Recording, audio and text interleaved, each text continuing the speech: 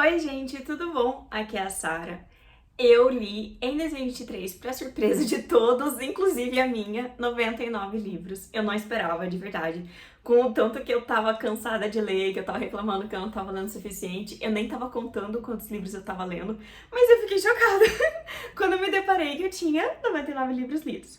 Daí o que aconteceu? Mais ou menos por novembro, eu resolvi que eu queria muito fazer um vídeo de estatísticas falando sobre as minhas leituras do ano. E então eu resolvi fazer uma tabela com gráficos e tal. Claro que não foi perfeito, não foi, tem muito a melhorar. E eu vou falando pra vocês conforme eu for falando as categorias. Vocês vão entendendo um pouco melhor. Pra 2024 eu quero melhorar um pouco essa minha tabela, quero melhorar algumas classificações, mas enfim. Vamos começar. Eu tenho 4 categorias para falar com vocês sobre as minhas leituras. A primeira é sobre os livros, de uma forma mais geral, mais abrangente, sobre o que aconteceu.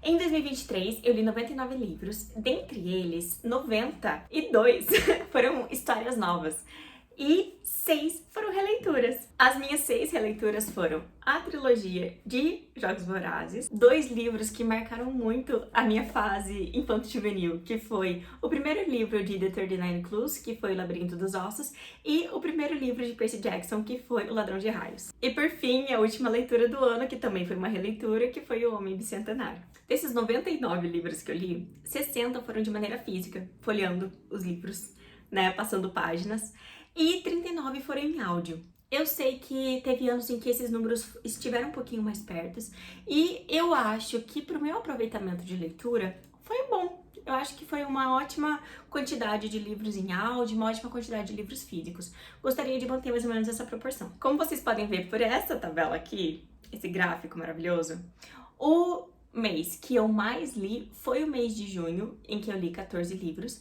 e o mês que eu menos li foi o mês de outubro, em que eu li 3 livros. E assim, analisando o que eu li nesses meses e o que eu senti em relação aos livros que eu li, com certeza eu posso falar pra vocês que quantidade não é igual à qualidade, e bom, né, a gente sabe disso. Desses 99 livros que estão inclusos na minha lista de livros lidos, na verdade, eu não finalizei 4. Por que eles estão aqui na lista? Porque eles estão como did not finish, ou não terminei. Que são livros em que eu li uma quantidade o suficiente para saber que eu não iria continuar a ler eles e que eu não ia. Que eu não estava gostando da experiência de leitura. Mas foi uma quantidade suficiente de páginas que eu achei justo incluir aqui na minha lista de leitura, porque eu li uma quantidade suficiente de páginas. A maior parte desses livros eu li no mínimo uns 40, 50%. Então, foi, sabe? Tava indo. É só uma questão que eu não tava aproveitando a leitura, então não fazia sentido eu continuar. Desses 4 livros, eu tenho aqui em casa apenas 3, que é Um Céu Além da Tempestade. Eu admito que eu fiquei um pouco menos empolgada com essa série depois de ter lido ela pela primeira vez, né? É que eu li o primeiro livro em 2021 e eu gostei muito quando eu li, logo em seguida já comprei o resto dos livros, só que eu demorei muito pra ler. E daí quando eu fiz a minha releitura, eu já não gostei tanto. E daí quando eu comecei a ler os outros livros, sabe, eu fui percebendo que essa história não é pra mim. Então eu decidi pausar esse livro aqui, eu acho que eu cheguei até uns 30% dele, mas como ele é o último da série e tal, eu acho que um dia é capaz de eu reler toda a série, mas por enquanto ele tá aqui em casa, eu não vou me desfazer dele. Ele é um livro que eu só não terminei. Mas isso não significa que eu acho que ele seja um livro ruim, é só que eu não tava aproveitando a leitura. Então assim, até que na minha nota que eu dei pra ele, porque eu dei uma nota, né, pra ele até o ponto em que eu li, eu dei uma nota assim que foi foi tipo assim, mais ou menos. Então, outro livro que eu tenho aqui em casa e que eu não terminei, não é porque eu não gostei, mas sim porque eu não tava aproveitando a leitura, talvez um pouco também porque eu não tava gostando da história, foi As Aventuras de Pi. Eu vi o filme e depois que eu li algumas coisas sobre o autor, eu fiquei meio desmotivada pra continuar esse livro. E por fim, esse daqui com certeza eu vou me desfazer porque eu odiei ele. Foi Nevernight, do Jay Kristoff. Odiei a experiência. Eu cheguei a ler, tipo assim, pra ser bem sincera, cheguei a ler até o capítulo, assim, 14, 15, que é um terço do livro, um pouco mais ou menos aqui, ó, porque eu tava com o marcadorzinho. Eu li tudo isso daqui. E eu percebi que esse livro não era pra mim, mas o esforço que eu tive que fazer pra chegar ali, não teve jeito, não teve jeito. E por fim, o último livro que eu coloquei aqui foi um audiobook que foi de Fourth Wing. Eu ouvi cerca de 3 horas desse audiobook, eu acho que ele é um audiobook de 11 horas, por aí. E foi assim, não, desde os primeiros 20 minutos eu sabia que eu não ia gostar, sabe? Então, eu coloquei, porque eu tentei, são livros que eu realmente tentei, não é que eu comecei, não gostei e larguei mão. Não, tipo, eu tentei dar uma chance, e não deu, não funcionou. Então, pra minha próxima categoria, já que a gente já tá falando um pouco de notas, vai ser a categoria de notas. Eu sou uma pessoa que eu não gosto muito de dar notas pras leituras que eu faço, porque eu acho que as notas são muito fechadas pra um negócio que é muito cíclico. A forma como eu me sinto em relação a um livro pode mudar muito de um dia pro outro, ou dependendo da leitura que eu fiz em seguida, ou da leitura que eu fiz anteriormente, ou do momento de vida que eu tava vivendo, né? Ou até a forma como eu me sinto em relação ao livro meses depois. Porque tem livros que ficam comigo de uma maneira muito positiva por muitos e muitos e muitos tempos. Muitos anos, no caso. Mas tem livros que eu esqueço. E que, apesar de eu ter gostado muito no começo, não quer dizer que eu continue gostando, entendeu? Então eu não sei, eu não acho muito justo dar notas, mas o critério que eu atribuí pra essas notas que eu dei, principalmente pensando que eu fiz essa tabela em novembro, então existe sim aí um certo critério de inacurabilidade? Como que fala isso? Não é 100% confiável. Basicamente. É a forma como eu lembro de ter me sentido lendo esses livros e como que eles acabaram ficando depois no meu coração. Daí, a partir de novembro, quando eu já tava preenchendo ali, né, em tempo real, eu comecei a ver que eu tava colocando as notas conforme eu tava me sentindo logo depois de ler. O que eu acho que é uma maneira um pouco mais honesta de colocar notas nos livros, né? Porque ali fica um recorte. Foi isso que eu senti nesse momento. As notas também, na minha tabela, que eu não vou mostrar minha tabela porque ela tá extremamente bagunçada, não tá legal, não tá... Não tem uma estética bonita, mas eu só tô mostrando os gráficos. Na minha tabela, eu acabei colocando, ao invés de nota, por exemplo, 1 a 5, eu coloquei, por exemplo, horrível, favoritado, mais ou menos, sabe? Então, assim, pra mim, ficou um pouco mais fácil de colocar notas nesses livros, mas depois eu traduzi, né? Eu fiz 10 subcategorias de notas, né? Que acabou variando do 0 até o 5, entre 0, 1, 1,5, 2, 2,5, 3, 3,5, 4, 4,5, 5. Então, foi mais ou menos nesse nível. Considerando tudo isso, a minha média de notas foi de 4 estrelas. Olha só, que legal, eu fui bem boazinha, né? Isso também se deve ao fato de que 4 estrelas foi o meu maior percentual de nota ali. Vocês podem ver, né? Eu dei 4 estrelas para 23 livros que eu li, que tá ótimo, né? Considerando todas as leituras que eu fiz esse ano. Mas existe gradientes, não é mesmo? Então eu tive 2 notas 0 e 7 notas 5. As 2 notas 0, como vocês provavelmente já adivinharam, foi Nevernight e Fourth Wing, 2 livros assim que eu não terminei e que não pretendo algum dia terminar, mas que não foram experiências nem um pouco boas. E as 7 notas 5 foram, de forma cronológica, primeiro, A Casa dos Espíritos, da Isabel Allende, A Fúria, da Silvia no Campo, claro, Antes que o Café Esfrie, do Toshikazu Kawaguchi, Véspera, da Carla Madeira. E daí chegou dezembro e eu tava assim, não sei, sabe, ritmo de fim de ano, clima natalino, tava lendo livros sensacionais. E daí eu senti assim, meu coração peludo e dei 3 notas 5. A primeira foi para As Virgens Suicidas. Segunda, claro, né, pra Guerra da Papoula. E por fim, pra minha releitura de O Homem Bicentenário, porque eu acho que possivelmente é o meu favorito do Asimov. Se não é o favorito, tá no top 3. Agora, mudando de categoria, pra categoria de gêneros literários, no ano de 2023, eu contabilizei que eu li, conforme vocês vão ver aqui nesse gráfico, 16 gêneros. Só que assim, eu tive um problema muito sério. Eu tive uma crise existencial de fato. Porque eu percebi que eu não sei falar qual gênero é um livro. Eu não sei. Então, assim, eu pegava e eu pesquisava na internet, um livro tinha 3, 4, 5, 6, 7, 8 gêneros colocados ali. Ou às vezes não era nenhum gênero, era tipo assim, um trope, ou era tipo assim, um clichê, sabe? Aqueles. E eu não sabia o que eu colocava. Eu coloco uma fantasia urbana como fantasia ou como fantasia urbana?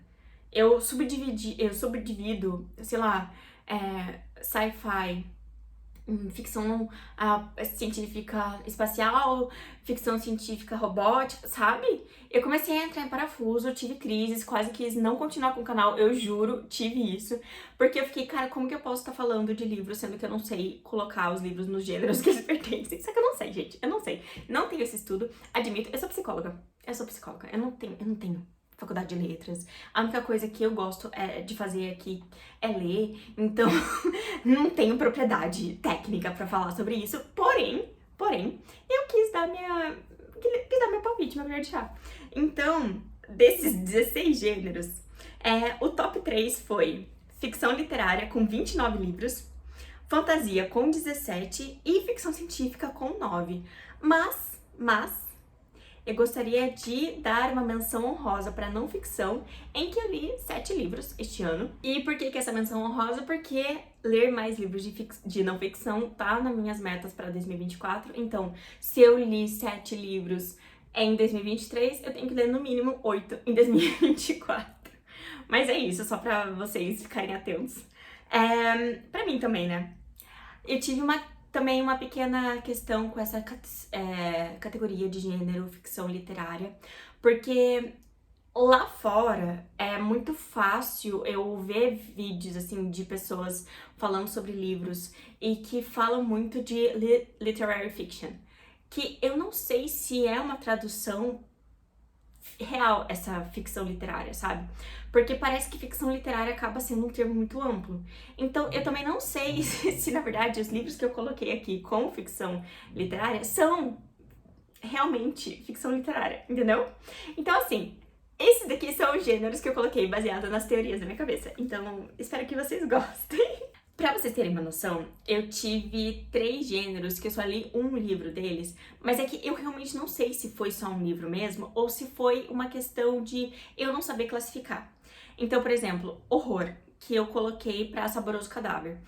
Saboroso Cadáver pode ser horror? Pode ser horror, mas pode ser também um livro pós-apocalíptico? Acho que sim. Pode ser um livro de terror? Não sei. O que é a diferença entre horror e terror, sabe? Por exemplo, romance psicológico que eu coloquei pra Canção de Ninar. Canção de Ninar pode ser romance psicológico? Sim. Pode ser um livro de suspense? Mistério? Não sei, tem um crime ali. Então, assim, eu fiquei muito na dúvida, sabe? E daí, teve um que eu simplesmente eu não sabia colocar um gênero pra ele. Eu não sabia. E daí eu coloquei peça, que foi pra Retábulo de Dom Cristóvão, que é esse livrinho aqui, ó, que é minúsculo, porque ele é um retábulo. O que é um retábulo? É aquelas, sabe aqueles show de fantoche, sabe? Que eles fazem com linha, assim. Então, é isso, o retábulo é o roteiro desses shows. O quê? É uma peça? É uma peça? Sabe? Então, assim, eu fiquei muito na dúvida. E não querendo descredibilizar todo o trabalho de pessoas que sabem fazer isso, mas assim, eu sinceramente não sei. E não sei se eu quero saber, porque parece muito complicado. Então, fica aí. A Sarah como psicóloga fazendo isso dessa forma. Pode ser que esteja extremamente errado, eu peço perdão pra todas as pessoas que estou ofendendo fazendo isso. Mas eu só sei fazer assim, desculpa. E por fim, a minha última categoria é a categoria de autores. Ok, tive algumas questões com essa categoria também que pretendo melhorar para 2024. A primeira questão era o seguinte: eu queria queria deixar marcado os autores que não são brancos que eu estava lendo. E daí eu coloquei uma categoria de raça. Daí eu coloquei. E daí, obviamente, né, vocês estão vendo aqui, eu li a maior parte dos meus livros foram de autores brancos, foram 77 livros. Daí eu li 8 livros de pessoas amarelas 8 livros de pessoas pretas. E aqui vocês vão ver que eu coloquei POC, que são 6 pessoas. O que é POC? É People of Color, que é também uma denominação muito utilizada lá fora, que daí pode ser ou POC ou BIPOC, que é Biracial People of Color. Então, eu não sei como fazer isso em português. Eu admito que eu não tenho, assim, muito conhecimento sobre como chamar, se eu posso chamar de POC. Mas são aquelas pessoas que não se identificam nem como brancas, nem como pretas, nem como amarelas, nem como indígenas. Então, fica aí, né? E daí eu fiquei também na dúvida, assim, se eu também posso ficar colocando o cor da pele da pessoa ali, no sentido de que, será que essa pessoa se identifica dessa forma ou é a forma como eu estou vendo essa pessoa? Vocês entenderam? Fiquei um pouco em crise com isso também. Não sei se eu tô sendo muito neurótica. Me avisem, por favor, me avisem se faz sentido essas minhas batalhas mentais. Também tive essa questão em questão a autores LGBTs. Porque eu também queria ter um número, vocês podem ver por aqui, que a maior parte dos autores que eu li, eles não eram LGBTs.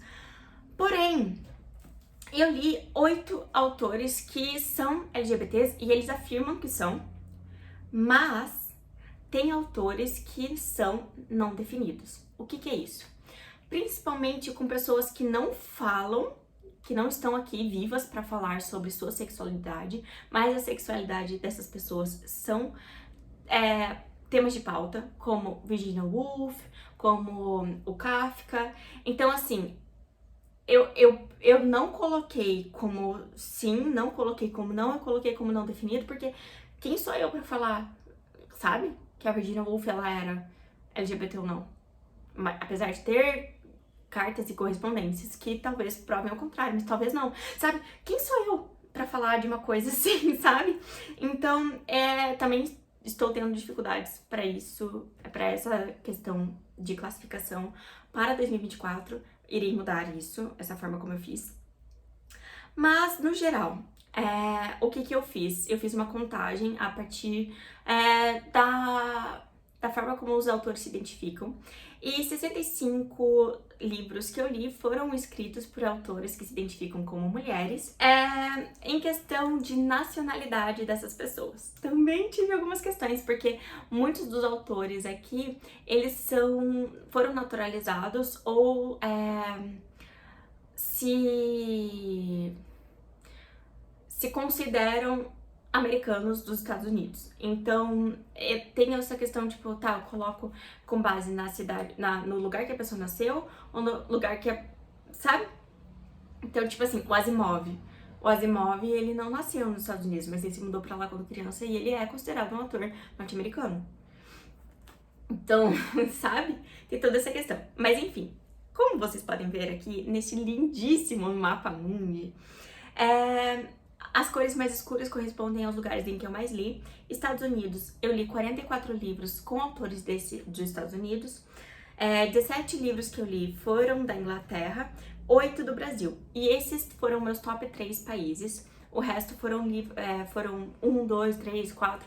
Itália eu li 5 livros, Rússia eu li 2. Então, assim, foi indo dessa forma meio bagunçada, mas eu achei legal fazer esse mapa mundi, eu não sei, me deu uma alegria ver ele pintado, porque era uma coisa que eu tava fazendo no começo de 2023, né? Então, no total, em 2023, eu li autores de 21 lugares do mundo. Legal, né? Legal. Todos os autores que eles se identificam como norte-americanos, eu coloquei como norte-americanos. Isso inclui, por exemplo, R.F. Kuang, que é a autora de Guerra da Papoula, porque ela se mudou para os Estados Unidos quando ela era criança. Então, assim, eu sei, por acaso, a partir desse minha vontade de trazer esse vídeo aqui pra vocês, eu acabei descobrindo muito sobre a vida pessoal dos autores. E assim, interessante. Mas é isso, gente. Foi mais ou menos essa a minha meus status, minhas estatísticas de leituras de 2023. Espero que isso tenha feito sentido pra vocês. Eu gostei de ter feito, de verdade. Eu acho que eu tenho muita coisa pra aprimorar pra 2024. Quero colocar, por exemplo, o número de páginas que eu li, número de horas de audiobook que eu ouvi, porque eu acho que é uma quantidade interessante. Também quero colocar, ao invés de talvez LGBTs, colocar livros com temática LGBT e livros de autores on voices, que são aqueles, não tem um termo traduzido especificamente para isso aqui no Brasil, mas são livros que têm representatividade, que são correspondentes com as representatividades dos autores. Então, às vezes, uma pessoa preta LGBT escreve um livro que tem um personagem principal preto LGBT. Então, isso seria On Voices. Eu acho que isso daí é muito mais interessante de marcar do que talvez eu ficar marcando, por exemplo, se ficar me debatendo se a representatividade, se a cor da pele da pessoa é aquilo mesmo, sabe? Eu não acho que eu sou uma pessoa que deve fazer isso. Então, eu tentei fazer todas essas estatísticas da forma mais fidedigna possível e da forma mais eticamente correta possível. Bom, eu acho que é um vídeo interessante sobre os melhores e piores do ano. Queridos, é esse o próximo vídeo. A gente se vê lá. Tchau, tchau!